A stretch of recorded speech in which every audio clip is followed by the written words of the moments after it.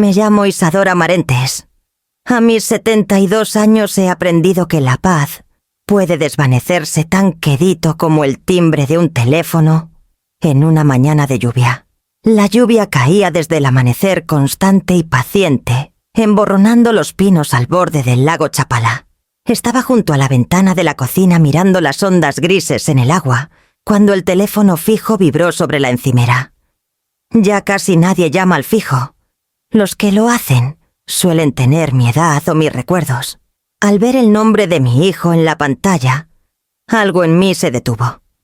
No había escuchado su voz en semanas. Mateo, contesté. No perdió tiempo en saludos. Mamá, tenemos que hablar de la casa. Su tono era cortante, ensayado, de esos que usa cuando ya decidió lo que debo decir. Me recargué en la encimera. ¿Qué pasa con la casa? Amalia y yo nos reunimos con un asesor financiero. Empezó y dice que sería mejor pasar tu propiedad a nuestro nombre, para planear la herencia. Ya sabes, antes de que llegue el bebé. El bebé, mi primer nieto. Había imaginado alegría al pensar en ese niño, no esto. La tetera detrás de mí empezó a zumbar un sonido bajo que subía. Mi propiedad ya está planeada, dije con cuidado. El nombre de tu papá está en esa escritura junto al mío. Así se queda. Hubo un silencio breve, justo lo suficiente para que el aire entre nosotros pesara. Luego él exhaló fuerte. Mamá, no hagas esto difícil. Queremos ayudarte a simplificar las cosas antes de que se compliquen. El zumbido de la tetera se volvió un chillido. Apagué la estufa apretando la perilla más de lo necesario. Mateo, dije. Bajito. No me estás ayudando. Estás tratando de mover lo que no es tuyo. No hubo respuesta por un momento, solo un leve siseo en la línea. Luego su voz volvió más fría. Si así quieres verlo, está bien. Pero si no lo transfieres, tendremos que pensar diferente sobre nuestra relación. No puedes esperar que sigamos buscando si no confías en nosotros. Apreté el borde de la encimera.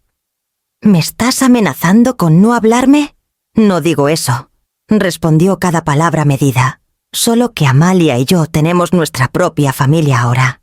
No podemos seguir preocupándonos por tu orgullo. Y entonces la línea se cortó seca como una cachetada. Por un instante me quedé ahí. El grito de la tetera se había apagado, dejando solo el sonido de la lluvia contra las ventanas. La casa se sentía demasiado quieta, como si el aire mismo estuviera escuchando. Vertí el agua hirviendo en mi taza, aunque no recordaba haber puesto la bolsita de té. El vapor subió girando y desvaneciéndose ante mis ojos. Para cuando dejé la taza, entendí que algo en nuestra familia se había roto y no se arreglaría con silencio. Afuera la lluvia seguía cayendo y la luz del porche parpadeó una vez, tenue pero firme, como esperando que decidiera qué seguía. Tras la llamada, el silencio en la casa se cerró a mi alrededor. Era de esos silencios que recuerdan cosas, voces, pasos, risas. Si me quedaba quieta el tiempo suficiente, aún podía escuchar sus ecos. Caminé lento por los cuartos tocando las paredes al pasar. Las tablas de cedro eran cálidas y olían leve incluso después de tantos años. Gregorio y yo las pusimos en 1979, cuando la casa no era más que un cascarón con promesas. Él bromeaba diciendo que no era una remodelación sino una resurrección. Éramos maestros entonces. Él daba clases de carpintería. En la secundaria, yo enseñaba arte a niños de primaria. Nuestros ahorros eran flacos los fines de semana llenos de polvo. Pintábamos bajo tormentas y lijábamos en veranos. Cuando el dinero se acababa, Gregorio hacía gabinetes con madera rescatada de un embarcadero viejo. Yo aprendí a poner azulejos por prueba y error, tarareando para ahogar el viento que se colaba por las rendijas. Me detuve en el pasillo donde el piso crujía siempre, en el mismo lugar. Gregorio nunca lo arregló. Toda casa necesita un latido, decía. Puse el pie descalzo ahí y sentí la madera responder suave y viva. En la sala las ventanas daban al lago. La lluvia se había vuelto brisa emborronando el mundo en acuarela. El lago brillaba en gris apagado, callado, como si contuviera el aliento. Elegimos este lugar por esa quietud. Una casa debe escuchar, me dijo Gregorio una vez con el martillo al hombro. Y esta escucha. Pasé los dedos por la chimenea de piedra, las líneas de mortero desiguales que discutimos todo un invierno. Yo quería simetría. Él textura. Él ganó. Ahora las piedras toscas tenían su propia belleza terca. Junto a la puerta trasera colgaba la luz del porche, el último proyecto de Gregorio, antes de que la enfermedad lo tomara. Él mismo la instaló, una lámpara de latón vieja que encontró en una venta de bienes. «Para quien esté perdido», dijo apretando los tornillos con manos firmes. «Aunque seamos nosotros». Aún parpadeaba algunas noches, no por fallas eléctricas, sino porque el mundo parecía moverse al ritmo de la memoria. Cuando el viento soplaba sobre el lago, la bombilla titilaba como si supiera que alguien allá afuera necesitaba guía. Salí al porche cubierto. El aire olía a cedro mojado y tierra húmeda. El lago estaba plano otra vez, plateado por el crepúsculo temprano. La luz sobre mi cabeza parpadeó 2 veces y se estabilizó. Recordé a Gregorio parado aquí con un termo de café viendo garzas en el agua, diciendo que un día nuestro hijo traería a sus propios hijos a tirar piedras en esta misma orilla. La idea parecía segura entonces, como la juventud hace que todos los futuros se sientan irrompibles. Me recargué en el barandal. Las tablas estaban frías bajo mis palmas.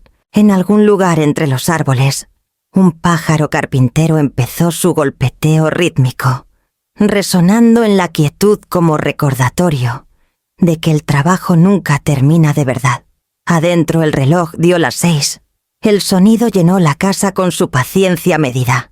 Volví a la cocina, el aroma de la lluvia siguiéndome, y por un instante, fugaz, creí ver el reflejo de Gregorio en la ventana, cabeza inclinada, manos firmes sobre un plano que ya no necesitaba revisar.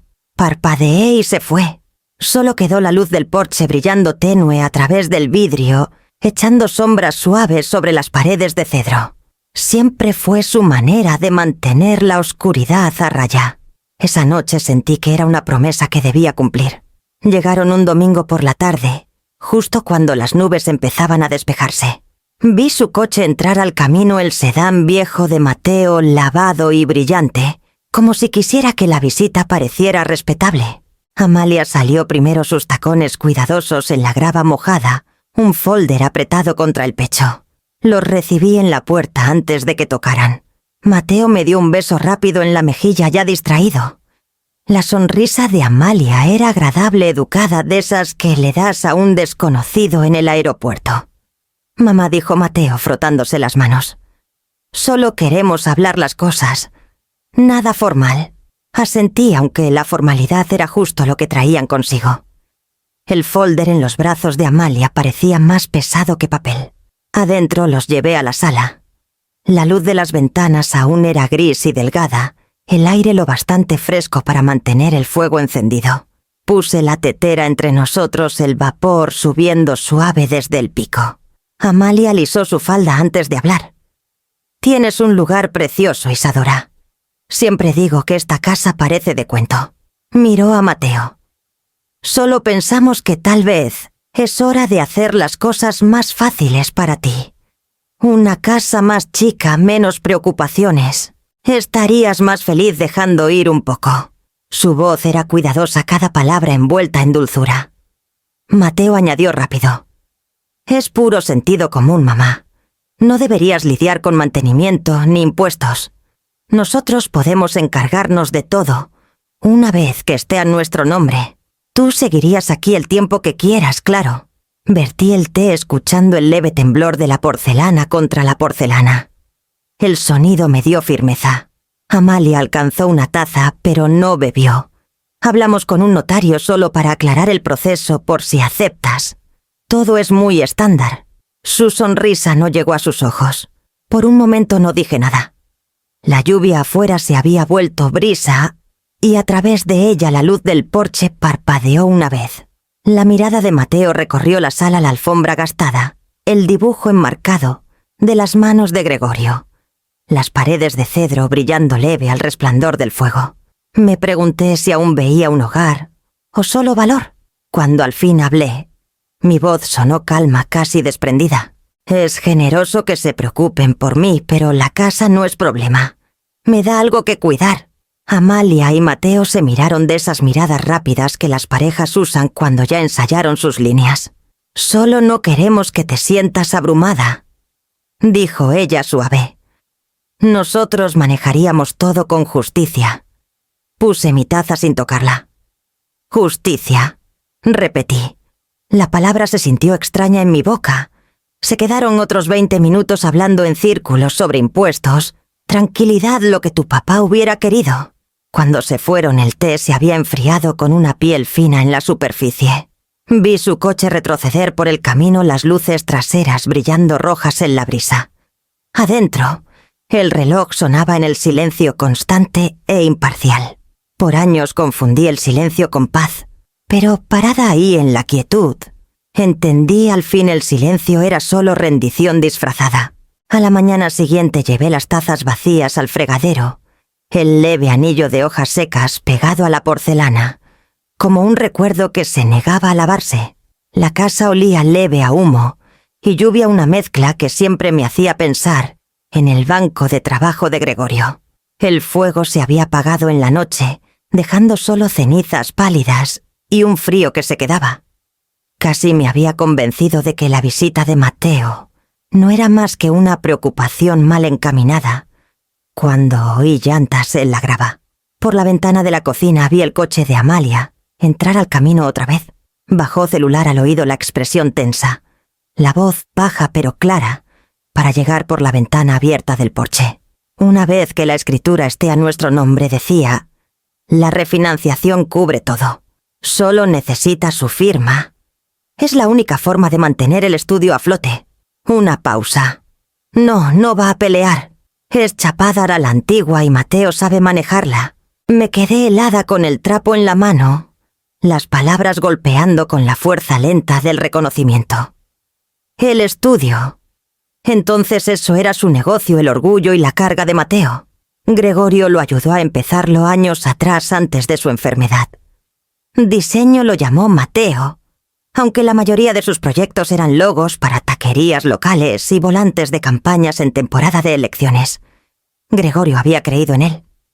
Yo también. La voz de Amalia se suavizó al terminar la llamada.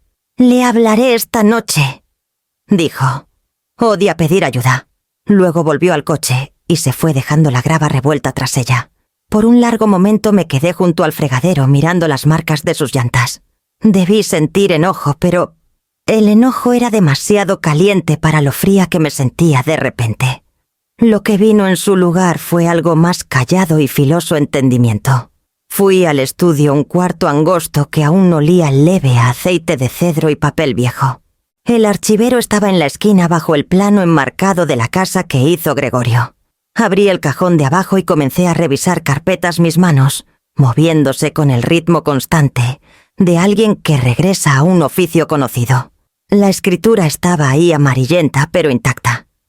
Mi nombre, el de Gregorio, pagada en su totalidad. Pasé el pulgar por la tinta. El papel tembló apenas. Junto a ella un sobre etiquetado Impuestos de propiedad, con la letra de Gregorio pulcra y segura. Había guardado cada recibo, cada forma, prueba de una vida construida con honestidad, viga por viga. Apilé los documentos con cuidado, luego los puse en el escritorio. Afuera la luz se desvanecía otra vez. El lago reflejaba el gris del cielo, la superficie intacta, salvo por el leve rizo del viento. Esa noche dejé la luz del estudio encendida hasta tarde. Los papeles estaban abiertos frente a mí y comencé a hacer notas al margen, fechas, firmas, nombres de bancos. Por años creí que la casa era el último lugar seguro entre mi pasado y el ruido del mundo. Ahora entendí que era algo más. Era una garantía, pero no para mí. A la mañana siguiente la carpeta estaba abierta en la mesa de la cocina, las páginas desplegadas como una confesión callada. La lluvia había parado dejando una luz pálida y quebradiza sobre el lago. Apenas dormí. Cada vez que cerraba los ojos oía la voz de Amalia, otra vez, su certeza tranquila de que no pelearía. Cerca de las 10 vi a Esperanza Carvajal cruzar el patio. Traía su termo de siempre y 2 tazas como desde el funeral de Gregorio. Esperanza vivía a 3 casas de distancia, desde hacía más de 20 años viuda con opiniones firmes y un corazón más suave de lo que le gustaba admitir. Su pelo gris estaba torcido en un moño flojo y llevaba su chamarra vieja de jardinería con las mangas remangadas. «Vi tu luz encendida hasta medianoche», dijo al entrar. «Si me dices que estabas tejiendo, te llamo mentirosa. Estaba revisando papeles», dije. Mi voz sonó delgada incluso para mí. Nos sentamos a la mesa y ella sirvió el café. El olor solo ya me dio firmeza. Esperanza siempre lo hacía fuerte como para despertar a los muertos, decía. Me miró por encima de su taza. «Algo anda mal», dijo al fin. Asentí deslizando la carpeta hacia ella. No la tocó, solo esperó. Así que le conté sobre Mateo, la visita de Amalia, lo que escuché en el porche. Cuando terminé el cuarto se sintió pesado con cosas que no se podían retractar. Esperanza soltó un silbido bajo. «Entonces quieren usar tu casa para pagar sus deudas. Lo llaman planeación de herencia. Eso es lo que las víboras llaman mudar de piel», dijo bajito. Por un momento ninguna habló. Una garza gritó desde el otro lado del lago, su llamada fina y solitaria. Esperanza tocó mi mano. «Escúchame, Isadora. Cuando tu hijo te amenaza, eso no es familia, es ventaja. Tienes que protegerte antes de que hagan daño de verdad». Sus palabras dolieron, aunque sabía que tenía razón. «Es mi hijo», dije. «Lo sé», respondió suave. «Por eso es peligroso. Siempre vas a buscar la parte de él que aún sientes tuya». Miré los papeles otra vez, la letra pulcra de Gregorio en los márgenes, cada número preciso. Él había confiado en Mateo para continuar lo que construyó. Yo también. Esperanza se recargó suspirando. «Hay una abogada en Guadalajara, Coralina Díaz. Ayudó a mi hermana cuando sus hijastros quisieron quedarse con la finca de su difunto esposo. Es dura pero justa. Sabe manejar a los que se esconden tras palabras de familia mientras sostienen un cuchillo». Dudé. «Nunca he necesitado una abogada antes. Todo tiene su primera vez», dijo. «Mejor una de tu lado que una en tu puerta». Terminamos el café en silencio. El reloj de la cocina sonaba constante sobre nosotras, marcando un tiempo que ya no podía desperdiciar. Cuando Esperanza se fue, tocó mi hombro suave. «No esperes a que te lastimen más. Ve con ella». Después de que se fue, lavé las tazas y las sequé una por una. La luz afuera se había vuelto dorada sobre el agua de esas que Gregorio llamaba la hora del perdón. Junté la escritura, los recibos y las notas que hice. Luego las puse con cuidado en una carpeta de cuero y la dejé en la encimera junto a la puerta. Por primera vez en días sentí el peso de algo nuevo, resolución. No era cálida ni cómoda, pero era firme. Al anochecer escribí el nombre de Coralina Díaz en un pedazo de papel y lo pegué en el refrigerador. La luz del porche se encendió afuera, atrapándose en el reflejo del lago como una señal, esperando respuesta. El viaje a Guadalajara tomó poco menos de 1 hora serpenteando por las lomas donde la neblina matutina se aferraba a los árboles. No había hecho el trayecto sola en años. Gregorio y yo solíamos venir por aquí los sábados parando en un puesto de carretera por manzanas y agua fresca. Ahora los huertos pasaban en silencio, sus flores pálidas contra el cielo gris. La oficina de Coralina Díaz estaba en el 2º piso de un edificio angosto de ladrillo, en la calle principal. La placa junto a la puerta decía «Díaz y Merino Derecho Familiar y de Propiedades». El pasillo olía leve a papel viejo y café. Cuando entré, una asistente joven me saludó y señaló una salita de juntas con ventanas altas que daban a la calle. Coralina llegó minutos después. Era más joven de lo que esperaba, tal vez, en sus 40, con pelo corto y una postura que venía de años de escuchar antes de hablar.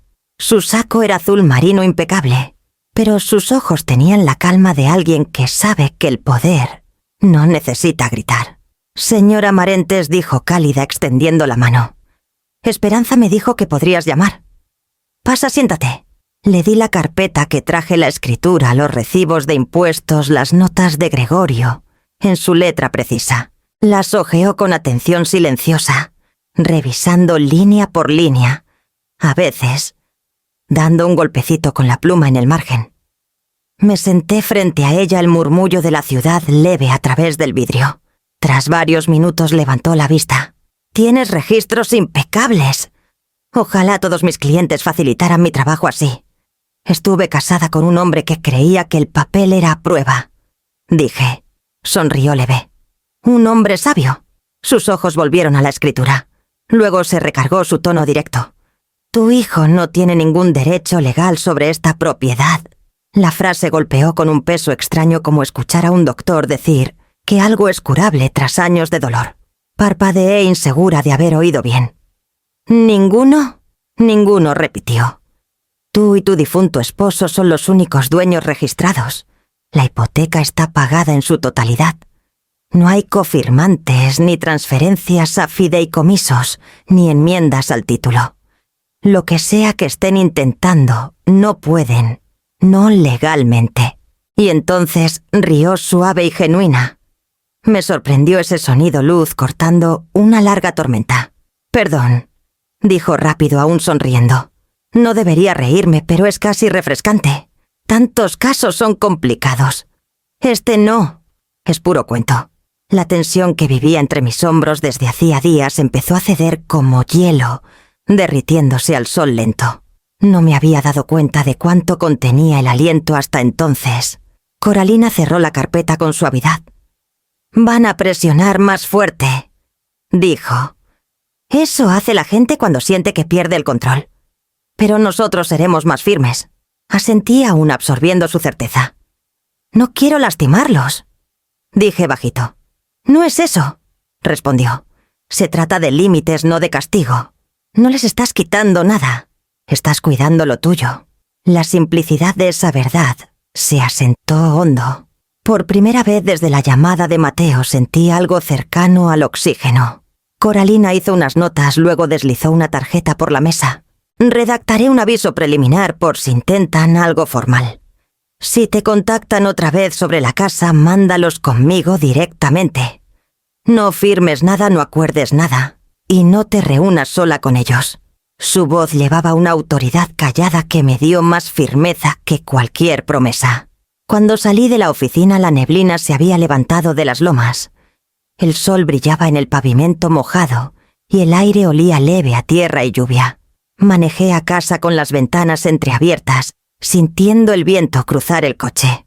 En el lago la luz del porche seguía encendida, su brillo suave contra la tarde. Me quedé ahí un buen rato escuchando el agua lamer el muelle. Las palabras tranquilas de Coralina, aún en mi mente. «Van a presionar más fuerte», había dicho. «Pero nosotros seremos más firmes». Por primera vez en días le creí. Coralina llamó 2 días después para agendar la reunión. «Será breve», dijo. «Una conferencia grabada para que todo quede documentado. No necesitas discutir ni defenderte, solo estar presente». Esa mañana me senté a la mesa de la cocina con mi celular apoyado contra una taza, el lago brillando leve más allá de la ventana. El aire traía el aroma de la lluvia, otra vez suave y metálico. La voz de Coralina llegó primero calma y precisa, seguida por un leve roce de papeles en su lado. Cuando la línea se conectó, la voz de Mateo llenó el cuarto, más tensa, más frágil de lo que recordaba. «Mamá, no esperábamos que contrataras abogada», dijo. «Esto pudo quedarse en familia». Coralina habló antes de que yo respondiera. «Señor Marentes, esta llamada está siendo grabada con el consentimiento de todos. Recuerden que el tono y el contenido importan en una comunicación legal». Casi podía escuchar a Mateo inhalar conteniendo su temperamento. «Bueno», murmuró. «Entonces dejemos claro. Amalia y yo creíamos que esta propiedad pasaría a nosotros. Ya hicimos planes financieros con base en ese entendimiento». La voz de Amalia siguió suave y ensayada. «No queremos causar conflictos, señora Marentes. Solo queremos lo que se acordó. Dijiste una vez que la casa debía quedarse en la familia. Solo ayudamos a que ocurra. Su tono era perfecto, pulido, deliberado. Seguro lo practicó. Coralina mantuvo la voz pareja. Para aclarar cuándo se hizo esa supuesta promesa, hubo una pausa. Amalia dudó. No fue formal. Fue antes de la boda en una cena. Dijiste, un día todo esto será tuyo. Eso es una promesa de buena fe. Miré el celular recordando esa noche. Sí dije esas palabras, pero hablaba de recuerdos, no escrituras. Hablaba de fotos, tradiciones, de cómo se veía la luz del porche contra el lago. Mateo interrumpió otra vez. Ya consultamos a nuestro asesor. Dijo que podemos presentar una demanda si ella se niega a transferir el título voluntariamente. Coralina no alzó la voz.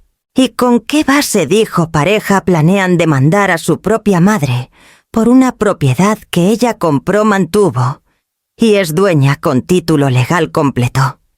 La línea se quedó muda. Era el tipo de silencio que cruza un cuarto como el clima pesado y cambiante. Cuando Mateo al fin habló, su voz se quebró un poco. No se trata de demandar. Se trata de justicia, de no dejar que tome malas decisiones en su vejez. La respuesta de Coralina fue suave pero absoluta. La justicia no está por encima de la propiedad. Y ser mayor no hace a alguien incapaz. Lo que pasa aquí, señor Marentes, es presión. Y les aconsejo parar antes de que sea coerción. Me quedé muy quieta. Cada palabra suya caía como ancla en agua profunda. Amalia habló otra vez, pero su voz era más pequeña ahora. «Solo queríamos ayudar», murmuró. El tono de Coralina siguió profesional. «Entonces sugiero que ayuden respetando sus derechos. Si tienen más dudas, mándenlas por medio de un abogado». Esta conversación terminó. Antes de que respondieran, cortó la llamada. El cuarto se quedó de pronto muy callado, solo con el sonido de la lluvia contra las ventanas. No me di cuenta de lo fuerte que apretaba el borde de la mesa, hasta que vi las marcas blancas en mis nudillos. Coralina llamó minutos después. «Probablemente lo intenten otra vez», dijo. «Pero ya saben que no estás sola». Le agradecí, aunque las palabras salieron ásperas. Cuando colgamos salí al porche. El lago estaba quieto, su superficie rota, solo por los leves anillos de la lluvia. La luz del porche parpadeó una vez, luego se estabilizó. Solté el aire que contenía lento y callado. Por primera vez en semanas el silencio no se sentía como derrota. Se sentía como una línea trazada en terreno firme y seco. Para el fin de la semana la historia ya había echado raíces. Creo que empezó con alguien en el banco notando el membrete de Coralina en un sobre dirigido a mí. Para el domingo había viajado de banca en banca en la iglesia metodista y hasta los pasillos del súper deformada y repetida, hasta que la verdad era casi irreconocible. Isadora está demandando a su hijo, decían. Lo llevó a juicio por un malentendido familiar. Algunos lo llamaban orgullo, otros locura. Al principio traté de ignorarlo. Seguía yendo al servicio dominical, sentándome en la tercera fila donde Gregorio y yo susurrábamos sobre el coro desafinado. Pero al voltear a saludar a los de al lado, sus sonrisas parpadeaban demasiado rápido, sus ojos ya desviándose. Para la siguiente semana nadie me invitó a quedarme a la hora del café.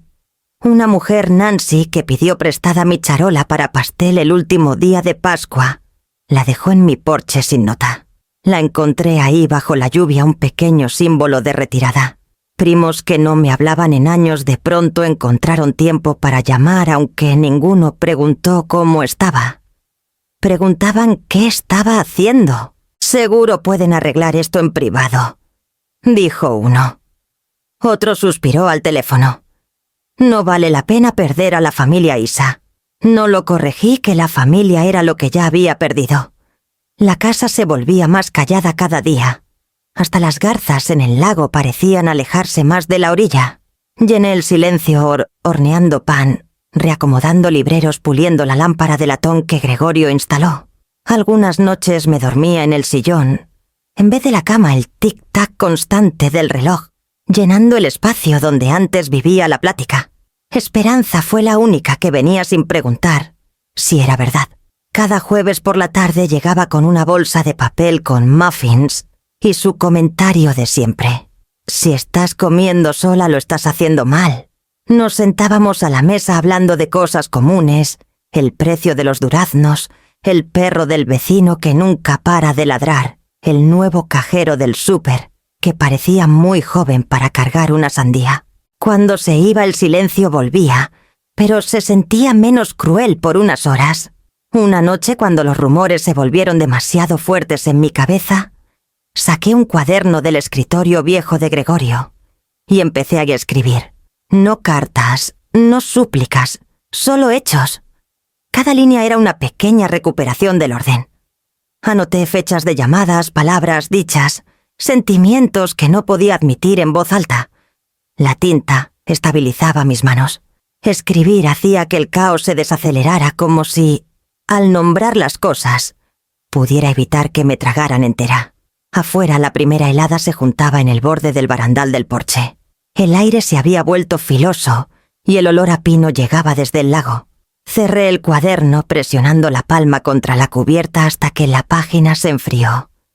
La luz del porche brillaba por la ventana echando un reflejo suave en las tablas. Parecía una frontera trazada en oro. La dejé encendida toda la noche. La primera helada fuerte llegó temprano ese año. La noté una mañana cuando el lago brillaba como vidrio y las cañas estaban tiesas bajo una capa fina de plata. Acababa de terminar mi té cuando sonó el teléfono. Era Coralina. Revisé los registros de la herencia que mandaste. Dijo: «Hay algo que necesitas ver». Por la tarde estaba en su oficina otra vez, sentada en la misma silla donde aprendí qué significaba ser dueña de verdad. Coralina había extendido varios documentos en la mesa, cada uno marcado con pestañas amarillas y notas a lápiz. Levantó la vista al entrar, su expresión calma pero seria. «¿Recuerdas esta cuenta?», preguntó señalando un estado desvaído con el nombre de Gregorio en la parte superior. Estaba ligada a una póliza de seguro de vida, unos 50.000 pesos. Asentí. Era para Aston ayudar con los costos finales. Gregorio la abrió años antes de enfermarse. Coralina pasó otra página. Tras su fallecimiento, el albacea, tu hijo, presentó un estado diciendo que los fondos se usaron para reparaciones de la casa y facturas médicas pendientes. Eso suena correcto, dije lento. El tejado necesitaba reparaciones y había saldos del hospital. Sus ojos encontraron los míos, excepto que los recibos que presentó no coinciden. El dinero no fue a un contratista ni al hospital. Fue a una cuenta de negocios, estudio de diseño Marentes. Transfirió casi todo en 2 semanas tras el reparto. Miré la página hasta que los números se nublaron. La voz de Coralina se suavizó. Parece que usó el pago del seguro para empezar su empresa. No fue un préstamo y no hay registro de reembolso. Por un buen rato no pude hablar. Mi mente buscaba alguna razón que no doliera. Gregorio había confiado en Mateo para manejar todo, diciendo: «Necesita la responsabilidad, lo hará firme». Yo también lo creí. Coralina deslizó otro documento. «Podrías presentar una demanda por malversación, pero eso lo decides tú. Lo importante ahora es que entendemos el patrón. La presión por tu casa no es nueva, es una extensión de lo que empezó entonces». Junté las manos en la mesa. Parecían más viejas de lo que recordaba, las venas alzándose como raíces finas. Usó la muerte de su papá para financiar su sueño, dije bajito. Coralina no respondió. No tenía que hacerlo. Cuando salí de su oficina, el sol ya se hundía tras las sierras. Manejé a casa sin encender el radio. El silencio dentro del coche espeso y pesado. El camino curvaba entre árboles pelones, cada uno despojado para el invierno. En casa fui directo al cobertizo detrás. Aún olía leve aceite y virutas de cedro. El polvo flotaba en el aire atrapando la luz de la bombilla encima. En el banco de trabajo estaba el martillo viejo de Gregorio, su mango de madera suave por décadas de uso. Había tallado una G pequeña cerca de la base, su manera de marcar lo que construía. Lo tomé y lo giré en la mano. El peso era familiar sólido. Gregorio lo usó para colgar repisas, arreglar cercas, construir el porche, donde tomábamos café en la luz temprana. Recordé su voz el día que terminamos el tejado. Todo lo que construyes dice una verdad sobre quién eres. Asegúrate de que sea honesta. Mi pecho se apretó. Me di cuenta de que en algún punto de los años la verdad había sido reescrita, convertida en algo conveniente. Las mentiras de Mateo no eran solo de dinero. Eran de herencia, del tipo que mide el valor en amor y trabajo. Puse el martillo de vuelta en el banco, pero dejé la mano ahí un buen rato. El metal se sentía frío bajo mi palma, pero firme como esperando dirección. Al salir el aire de la tarde me mordió las mejillas. Al otro lado del lago la última luz del día se atrapó en los árboles cubiertos de escarcha. Parecía que el mundo contenía el aliento esperando el deshielo. Adentro saqué mi cuaderno y añadí una línea bajo las entradas previas. Tomó el seguro. La verdad es mía para reconstruir. 2 mañanas después del hallazgo de Coralina, estaba otra vez en su oficina con el mismo rayo de sol invernal, cruzando la mesa entre nosotras. Afuera una fila de árboles pelones enmarcaba el juzgado al otro lado de la calle, sus ramas negras contra el cielo blanco. Coralina extendió un nuevo juego de documentos en la madera pulida. Lo mantendremos claro y metódico, dijo. La emoción viene después, pero ahora vamos con hechos. Tocó la primera carpeta. Paso 1, petición de contabilidad. Como Mateo fue albacea de la herencia de tu esposo, está obligado legalmente a rendir cuentas completas de cómo usó esos fondos del seguro. Si se niega el juzgado, puede obligarlo. Sus palabras eran medidas firmes, pero sentía el leve temblor bajo ellas, la certeza de alguien que ha visto demasiadas familias colapsar bajo el peso del silencio. ¿Peleará?, pregunté. Casi seguro, respondió. Pero el papel no miente. Una vez que la petición esté presentada, sus declaraciones tendrán que coincidir con sus registros. Así es como la verdad encuentra su lugar. Abrió otra carpeta. Paso 2. Aviso de pendencia. Es un término legal que significa asunto pendiente. Lo presentamos en el registro público para bloquear cualquier transferencia o refinanciación de tu propiedad. Si Mateo o su esposa intentan reclamar propiedad, los prestamistas verán el aviso y congelarán el proceso. Pasé el dedo por el título leyendo las palabras extrañas. Aviso de pendencia, repetí suave. Suena como un hechizo. De cierta forma lo es, dijo Coralina con una sonrisa pequeña. Mantiene a los depredadores fuera de la puerta. Me pasó la última carpeta. Paso 3. Tu fideicomiso en vida. Esto protegerá tu casa de enredarse en disputas futuras. Te nombras a ti misma como fiduciaria y única beneficiaria. Cuando llegue el momento, tú decides a dónde va la propiedad, si es que va a algún lado. Garantiza que nadie pueda decidir por ti. La carpeta era más gruesa que las otras. Hojeé las páginas líneas de términos legales en tipografía cuidadosa. El lenguaje se sentía ajeno pero preciso, cada frase, un escudo callado. Coralina siguió. Redactaré todo, pero quiero que lo leas con atención. Mientras más entiendas, más difícil será que alguien te manipule. Así que leí. Leí cada cláusula, cada término, parando cuando necesitaba preguntar qué significaba algo. Ella explicaba con paciencia qué implicaba el deber de un albacea, qué constituía una violación fiduciaria, cómo un aviso de interés podía tener peso, incluso antes de que un juez fallara. Era un lenguaje nuevo, no de sentimientos, sino de estructura, y encontré consuelo en su lógica. A la mitad me di cuenta de que mi mano había dejado de temblar.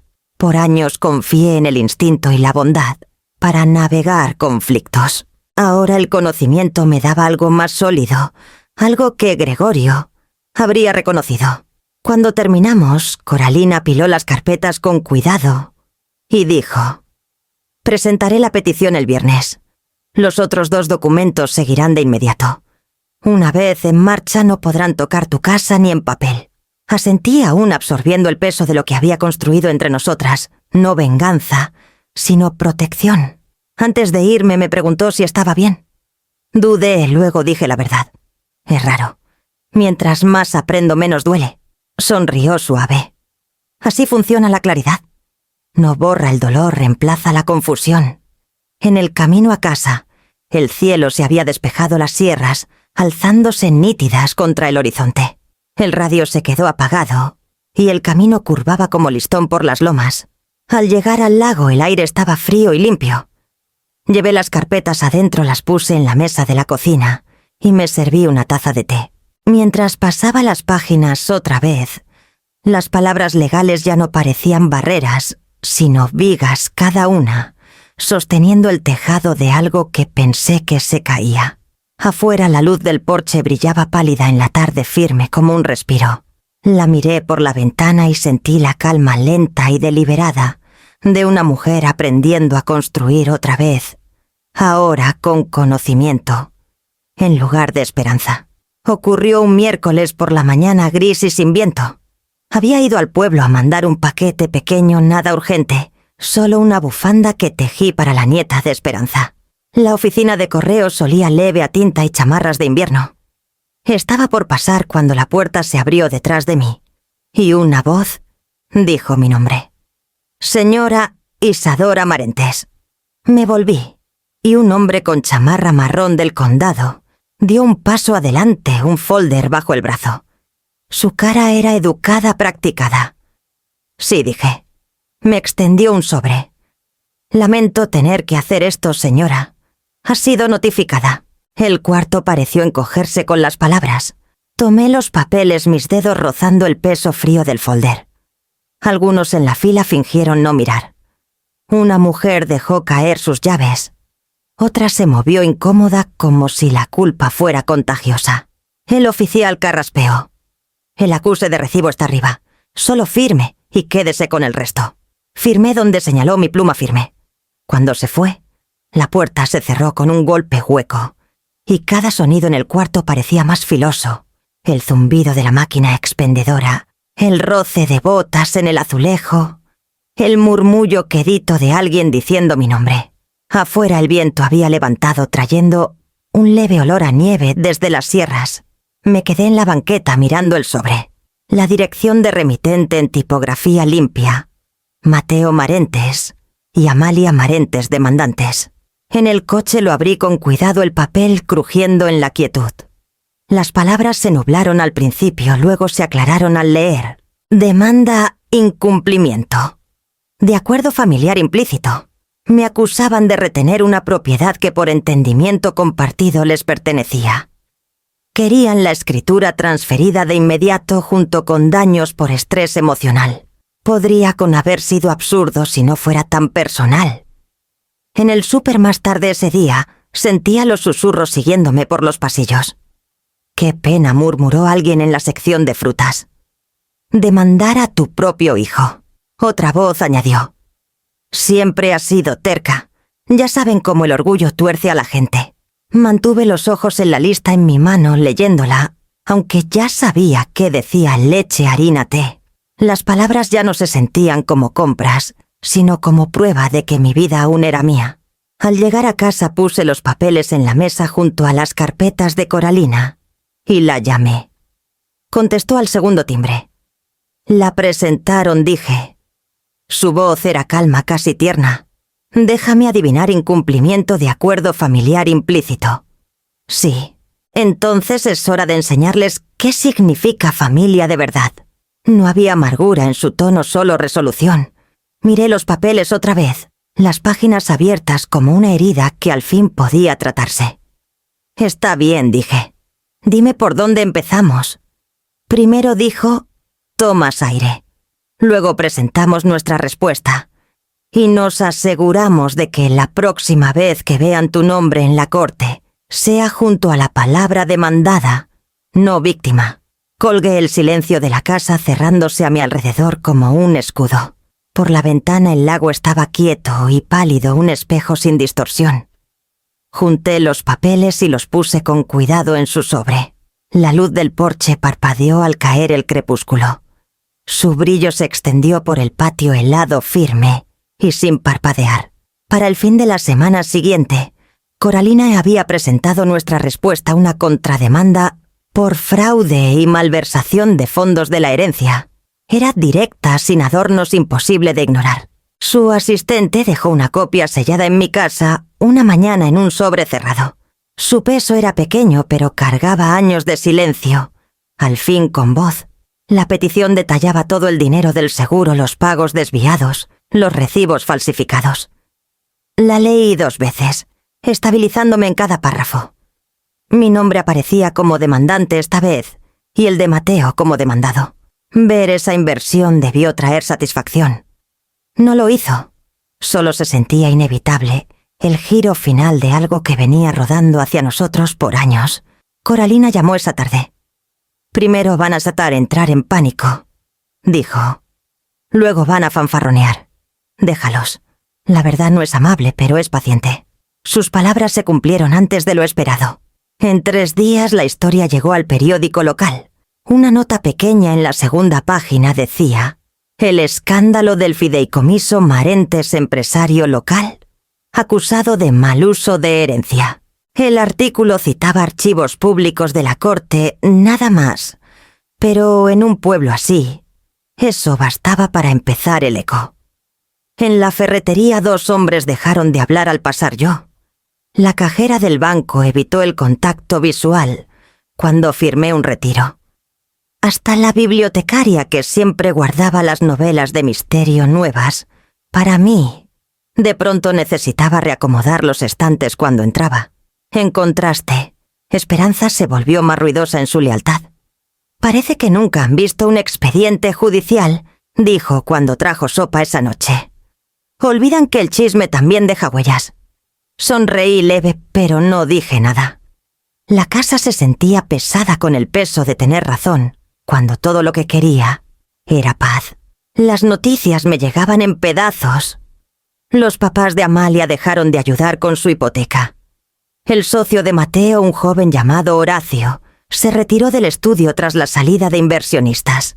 «No es personal», le dijo a un amigo en común, «pero no puedo atarme a un barco que se hunde». Imaginé a Mateo leyendo el artículo, viendo su nombre impreso bajo las palabras «transferencia fraudulenta» y «violación de deber fiduciario». Me pregunté si reconocía al hombre descrito ahí, o si había construido una versión de sí mismo, muy lejos de las consecuencias. Coralina me mantenía informada con eficiencia callada. «Pediremos descubrimiento de pruebas después», dijo por teléfono. «Registros bancarios, correos, todo ligado a las cuentas del estudio. Si movió fondos, los encontraremos». «No sé cómo haces esto todos los días», le dije. «No siempre gano», dijo. «Pero siempre me aseguro de que la verdad respire». Su calma me dio más firmeza que nada. Por las noches me sentaba a la mesa de la cocina y revisaba los documentos a la luz de la lámpara. Las palabras legales ya no parecían extrañas. Leían como un segundo idioma que alguna vez olvidé, pero recordaba. Aún así, el costo de la verdad se pagaba en formas pequeñas y humanas. Una tarde vi mi reflejo en la ventana y apenas reconocí la expresión «no duelo, no enojo», sino la quietud de alguien que al fin dejó de esperar rescate. Una semana después llegó una carta de Mateo. No era una disculpa. Ni siquiera estaba firmada, solo una nota escrita en papel simple. «No tenías que humillarnos así. Papá estaría avergonzado». La doblé una vez y la puse en el cajón con el martillo viejo de Gregorio. Luego caminé al porche, encendí la luz y dejé que el silencio me rodeara. No me sentía victoriosa. Me sentía limpia como el aire tras una tormenta, cuando los árboles están pelones, pero siguen en pie. El lago reflejaba el brillo del porche, una línea delgada de luz sobre agua oscura. En algún lugar del pueblo el mundo de mi hijo se deshacía, y aunque el dolor apretaba tras mis costillas, sabía que no podía detenerlo. Coralina había dicho que la verdad era paciente. No mencionó lo solitaria que podía ser. La invitación llegó doblada con cuidado en un sobre con la letra de Mateo en el frente. «Cena familiar. Hablemos, mamá». Las palabras parecían ensayadas para la decencia. Las leí 2 veces antes de apartar el papel. Coralina alzó una ceja cuando se lo mostré. Reconciliación, dijo. Eso es un show, no una oferta de paz. Pero si vas, no te dejo ir sola. El viernes por la noche, ella nos llevó a la casa vieja de mis papás, ahora de Mateo y Amalia, en el lado este del pueblo. El patio delantero estaba muy iluminado, la luz del porche brillando contra el crepúsculo, como lámpara de escenario. Una fila de coches bordeaba el camino. Por la ventana ya veía siluetas moviéndose en la mesa del comedor. Adentro el ruido paró cuando entré. Una docena de caras se volvieron primos tías, 2 tíos viejos de Mateo. La mayoría no me hablaba en meses. Al fondo de la mesa Amalia servía vino en copas altas, sus movimientos practicados y firmes. Mamá, dijo Mateo levantándose. ¿Viniste? Coralina se quedó cerca de la puerta poniendo su maletín pequeño en una silla lateral. Detrás de ella estaba Jonás Garza, un investigador privado que trajo como testigo. Me asintió callado su presencia sólida pero discreta.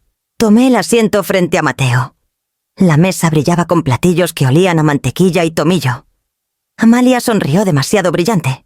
«Solo queremos hablar», dijo. «Sin abogados esta noche». Coralina devolvió la sonrisa. «Claro, solo estoy aquí por la cena». Mateo carraspeó.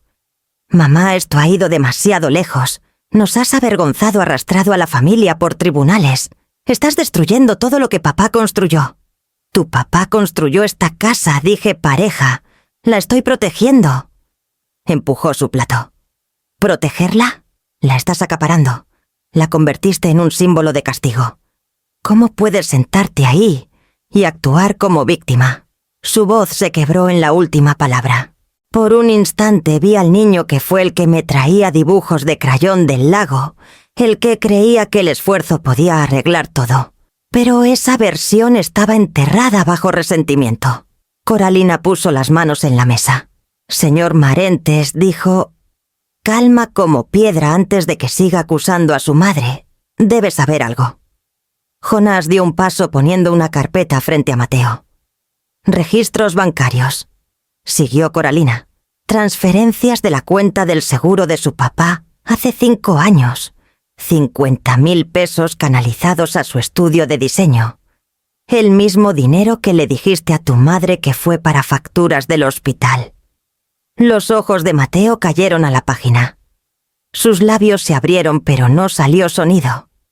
Amalia se inclinó leyendo la primera línea. Su mano tembló tan leve que hizo sonar la copa de vino a su lado.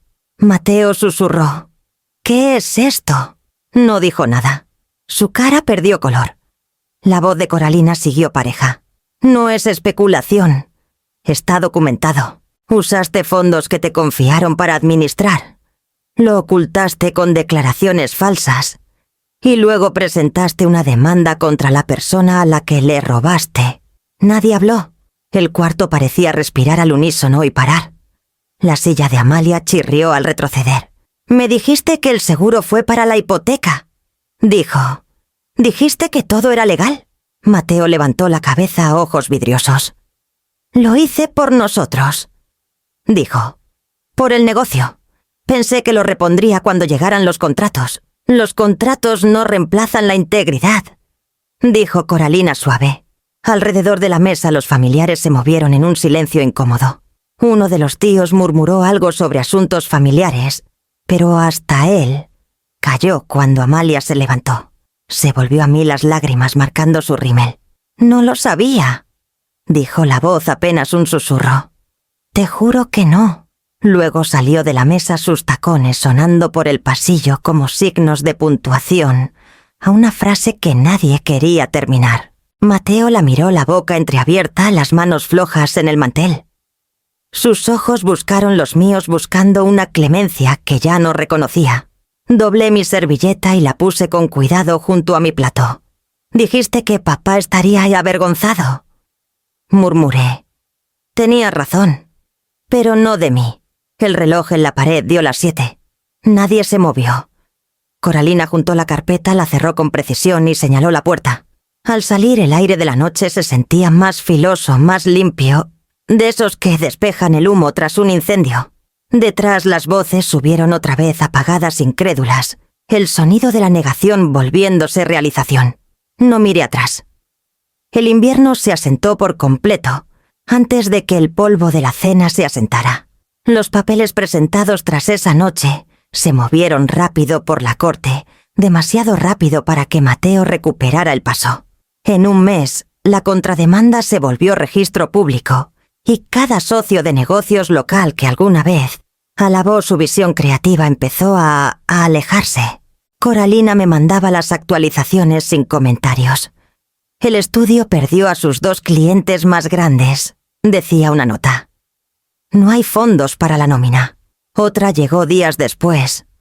Cerraron la oficina del centro. Leí cada mensaje con cuidado, intentando sentir algo más filoso que el entumecimiento, pero el duelo tiene su propia quietud. Había pasado meses preparándome para la batalla, y ahora que la guerra terminaba, solo había silencio. Amalia se fue primero. La noticia me llegó por Esperanza, quien la oyó en el súper. Empacó y volvió con sus papás en Guadalajara. Dijo: «Nadie ha visto a Mateo desde entonces». Esa noche me paré junto a la ventana del porche y vi el reflejo de la luz rielar en el lago. El agua estaba oscura y quieta, un espejo que se negaba a mentir. Llegó 3 días después. Oí el crujir de las llantas en la grava helada antes de verlo. Cuando abrí la puerta, Mateo estaba ahí, con su abrigo pesado, el pelo despeinado, los ojos hundidos. Mamá dijo la voz apenas audible. Me hice a un lado y entró quitándose los guantes lento, como quien retrasa una sentencia. Miró la cocina como si la viera por primera vez, las mismas sillas donde comió de niño, el mismo azulejo gastado que Gregorio puso con sus manos. Estaba intentando arreglar todo. Dijo al fin: «El negocio, las deudas, cómo quedaron las cosas tras la muerte de papá. Pensé que si lo hacía funcionar estarías orgullosa. Serví 2 tazas de té.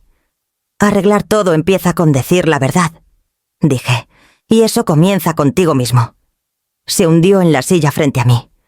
«Nunca quise lastimarte». «Lo creo», dije suave, «pero las intenciones no bastan. Las acciones tienen su propio peso». Asintió, los ojos fijos en el vapor de su taza. «Dicen que el acuerdo me arruinará», susurró. «No lo hará», respondí. «Te costará, pero la ruina solo llega cuando dejas de aprender». Levantó la vista y por primera vez en años vi al niño que Gregorio llamó su espejo. Su cara había envejecido, pero la expresión era la misma, asustada, buscando, insegura de lo que cuesta el perdón. La semana siguiente la corte finalizó el acuerdo. Mateo fue ordenado a devolver los fondos malversados del seguro, con intereses en pagos estructurados por 10 años. El juez incluyó una cláusula de no contacto, a menos que se diera permiso por escrito. Coralina lo explicó simple. Te da espacio para vivir sin miedo a intrusiones. Cuando salí del juzgado empezaba así a nevar fino blanco sin fin. Coralina caminó a mi lado, el cuello de su abrigo alzado contra el viento. «Esto es el cierre», dijo. «Cierre», repetí probando el sonido. Se sentía extraño en mi boca, pesado pero seguro. En casa doblé la orden judicial y la puse en el cajón superior del escritorio de Gregorio. El cuarto olía leve a cedro y polvo, el aire filoso por el frío afuera. Toqué el martillo. ¿Aún ahí? Su mango suave bajo mis dedos. Esa noche me paré junto a la ventana otra vez. Al otro lado del lago, los árboles eran sombras pálidas en la nieve. Pensé en Mateo en algún lugar más allá, reconstruyendo o rompiéndose otra vez. No lo sabía. Alcancé el interruptor y encendí la lámpara del porche. Su brillo cruzó la nieve cayendo firme, una verdad única, sosteniéndose en la oscuridad callada. Era finales de febrero cuando llegó la carta. El sobre era color crema, de los que ya casi no se usan, con mi nombre, escrito en la letra inconfundible, de Gregorio Filosa, deliberada firme. Por un momento pensé que era un error, un pedazo de correo olvidado, sacado de algún archivo viejo. Pero la dirección de remitente decía: Roberto Téllez, abogado, retirado. Roberto había sido el abogado de Gregorio, el mismo que manejó la herencia tras su muerte. Mis manos temblaron al abrir el sobre. Una nota breve estaba encima, escrita en líneas cuidadosas. Estimada señora Marentes. Al cerrar mi práctica encontré esta carta entre los documentos de la herencia de su difunto esposo. Pidió que se entregara si la familia alguna vez se encuentra dividida. Disculpe el retraso. Algunos mensajes parece esperan el momento justo para ser escuchados. Roberto Tellez debajo. Yacía una página doblada a los bordes suavizados por el tiempo. Me senté a la mesa de la cocina a la luz de la tarde, cayendo sobre la madera y la desdoblé despacio. Isa empezaba el nombre que solo él usaba. Si lees esto, algo salió mal que ninguno de los dos pudo evitar. Tal vez el tiempo nos separó, o tal vez la casa que construimos se volvió el campo de batalla que siempre temí que fuera. Pero antes de escuchar a nadie más, escucha esto. Tú construiste la base, no ellos. Las palabras se nublaron al leer y presioné el papel contra la mesa para estabilizarlo. Siempre fuiste la que vio lo que podía volver a levantarse. Cada viga en esa casa lleva tu paciencia, cada clavo, tu esperanza terca. No dejes que nadie te haga creer que les debes lo que construiste con tus propias manos. La familia debe compartirse, pero no al costo de tu alma. Si se vuelven contra ti, mantén la línea. Eso no es crueldad, es preservación. Paré de leer el dolor en mi pecho abriéndose en algo más hondo. No había llorado durante el juicio, ni cuando me entregaron los papeles, ni cuando Mateo se alejó de la casa por última vez. Pero ahora las lágrimas vinieron en olas calladas imparables. Terminé la carta.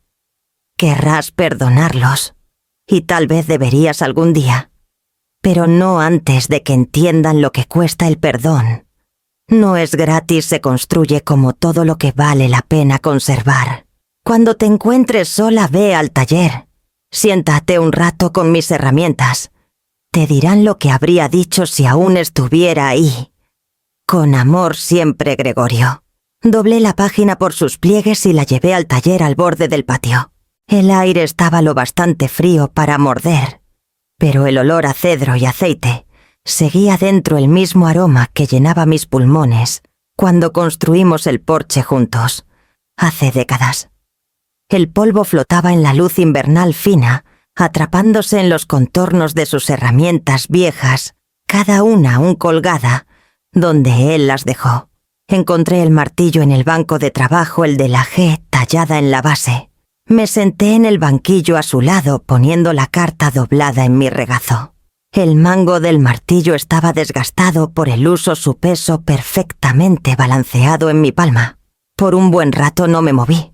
El único sonido era el tic-tac leve del reloj de pared, el que Gregorio reconstruyó con partes sobrantes, tras caer del repisero un invierno. El ritmo constante llenaba el espacio entre mis respiros. Pasé los dedos por la letra tallada trazándola una y otra vez, hasta que la piel de mi pulgar se calentó. Susurré su nombre una vez suave, y pareció asentarse en el aire. Sunquist. Había estado ausente más de una década, pero en ese cuartito rodeada de todo lo que tocó, sentía como si el tiempo se hubiera doblado sobre sí mismo. La carta, el martillo, el silencio, todos eran pedazos de la misma verdad. Puse el martillo en mi regazo y sostuve la carta cerca de mi pecho. Mis lágrimas cayeron calladas, no de tristeza esta vez, sino del alivio extraño y firme de ser vista, de darme cuenta de que incluso ahora él había encontrado una forma de recordarme quién era antes de que el mundo intentara quitármelo. Afuera el viento movía las ramas pelonas, un susurro bajo que sonaba casi como respiro. Me quedé ahí hasta que la luz del día se desvaneció, el martillo aún en mis rodillas, la carta cálida contra mi corazón. La primavera llegó temprano ese año, aunque los árboles parecían dudar en creerlo. El lago se descongeló en láminas finas de vidrio, rompiéndose suave contra la orilla. Durante semanas tras la carta de Gregorio, me moví por la casa como quien se reencuentra con un idioma que alguna vez Habló con fluidez. Limpié el taller, pulí el martillo y abrí las ventanas del porche por primera vez desde el otoño. El aire traía un olor a tierra mojada y comienzos nuevos. Esperanza vino una tarde con su energía decidida de siempre. «He estado pensando», dijo poniendo una canasta de galletas en la mesa. «Has pasado tu vida arreglando cosas. Tal vez es hora de enseñarles a los demás cómo». «Enseñar», pregunté medio riendo. «La mitad de las viudas en la iglesia no saben cambiar un fusible ni tapar una gotera. Podrías empezar un grupito, mostrarnos qué hacer cuando algo se rompe. Podemos reunirnos aquí. Te haría bien tener compañía que no traiga demandas ni abogados». Su idea se asentó en mí callada como lluvia, empapando tierra seca. Esa noche saqué un cuaderno y empecé a listar lo que podía enseñar: cómo reponer una puerta, sellar una ventana, cambiar un azulejo suelto. Para cuando solté la pluma, la página estaba llena. 2 semanas después, 5 mujeres se reunieron en mi porche para el primer círculo de arreglos. Esperanza estaba junto a la encimera sirviendo limonada, mientras yo explicaba cómo ajustar una llave que gotea. Estaba Margarita, cuyo esposo fue pescador, y aún usaba sus camisas de franela como armadura. Lidia, pequeña y de lengua filosa, que trajo la lámpara rota de su nieto como práctica. Y Ruth, que admitió que vino más por compañía, pero terminó siendo la primera en dominar una llave inglesa. Al principio las lecciones eran lentas. Las herramientas pesaban en sus manos y la risa venía con cuidado. Pero para la tercera reunión, el porche estaba vivo con voces y el sonido de golpecitos ligeros cuando alguien clavaba un clavo, con demasiado entusiasmo. Lidia maldijo suave cuando su tornillo resbaló y Esperanza rió tan fuerte que casi tira su bebida. Esto dijo secándose los ojos: «Es mejor que cualquier terapia». Era cierto. La casa Basile había estado callada tanto tiempo que la risa de mujeres parecía despertarla de un largo letargo. Cada pared se sentía más cálida, cada eco más suave. Entre lecciones hablábamos de todo: las pequeñas indignidades de la viudez, las libertades inesperadas, el dolor que nunca se va del todo. A veces la plática se ponía seria, pero siempre encontraba el camino de vuelta al humor. Había fuerza en esa risa, la que no niega el dolor, sino que convive con él. Cuando el jardín empezó a florecer, movimos las reuniones afuera. La tierra estaba rica ese año, oscura y generosa. Les mostré cómo hacer camas elevadas con tablas sobrantes y plantamos hierbas y flores silvestres. Las mujeres trajeron esquejes de sus propios patios y para finales de abril, el terreno antes pelón detrás de la casa se había vuelto un tapiz de color. Una tarde, mientras el grupo recogía para irse, Ruth se detuvo en los escalones del porche y dijo: «¿Sabes, este lugar no se siente solo, se siente vivo». Después de que se fueron me quedé en el jardín. El aire estaba lleno de abejas y un leve aroma a tomillo. Me arrodillé junto al primer cuadro de lavanda y presioné los dedos en la tierra. Estaba fresca y húmeda, con textura de renovación. Adentro, la luz del porche se había encendido sola, echando un brillo cálido por el patio. Casi podía escuchar la voz de Gregorio otra vez, calma y firme. «Todo lo que construyes dice una verdad sobre quién eres». Miré las filas de flores, la risa aún flotando en el aire, y sentí algo que no había sentido en años: contento, sin culpa. La casa ya no parecía una reliquia, ni una fortaleza. Era hogar otra vez, honesto y vivo, construido no solo de madera y memoria, sino de las manos vivas que lo mantenían en pie. Había pasado un año entero desde que el último documento judicial se presentó y guardó. Las estaciones dieron sus círculos lentos y honestos: nieve, flor, calor, y luego el susurro suave del otoño otra vez. Para finales de septiembre, las lomas de la Sierra Madre empezaban a teñirse de dorado en los bordes, y el aire traía un leve olor a humo y manzanas. La casa estaba quieta, pero nunca sola. Las mujeres seguían viniendo los jueves, aunque el círculo de arreglos se volvió más de café y compañía que de bisagras rotas. El jardín se extendía más amplio, ahora lleno de color incluso en la luz que se apagaba. Las abejas se movían perezosas entre las caléndulas.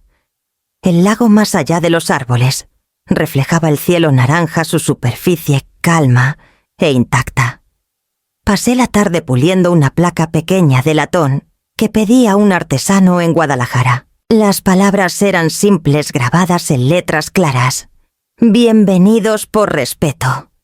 Era algo que Gregorio dijo una vez cuando recibíamos vecinos hace años. Creía que un hogar nunca debía cerrarse, solo trazar su línea en justicia. Esperanza me ayudó a sostener la escalera mientras fijaba la placa junto a la luz del porche. «Se ve bien», dijo retrocediendo. Como si hubiera esperado ese lugar todo este tiempo. Y lo estaba, le dije. Cuando se fue la última luz del día se suavizó sobre las lomas. Me quedé en el porche un rato, las manos en el barandal, viendo el sol asentarse en la sierra. La quietud ya no era el silencio de la pérdida, era la calma de algo ganado. Adentro las paredes brillaban leve en el crepúsculo, el mismo cedro que Gregorio y yo pulimos a mano hace décadas. El martillo seguía colgado en el taller. Su carta estaba en el cajón doblada con cuidado, sus pliegues ahora suaves de tanto tocarla. Volví afuera y encendí la lámpara del porche. Su haz tocó el borde de la placa de latón derramándose por el jardín en un lavado cálido. Las flores brillaban suave, sus sombras largas y gentiles. El reflejo llegaba hasta las primeras piedras del sendero hacia el lago, y por un momento parecía que toda la loma respiraba conmigo. Pensé en Mateo entonces, no con amargura, sino con la aceptación callada que viene tras una larga distancia. No sabía dónde vivía ahora ni si había encontrado firmeza otra vez, pero le deseé la misma paz que pasé mi vida aprendiendo a construir. La luz zumbaba suave contra la pared. Pasé los dedos por la placa una última vez y susurré las palabras que me llevaron más allá de la pérdida o el enojo. La paz no es rendición, dije. Es mantenimiento. El brillo se extendió gentil por el porche firme y seguro tocando cada rincón que alguna vez conoció sombra. Me quedé ahí hasta que las estrellas empezaron a salir sobre las lomas, la casa detrás de mí, fuerte y quieta la luz, frente a mí, inquebrantable.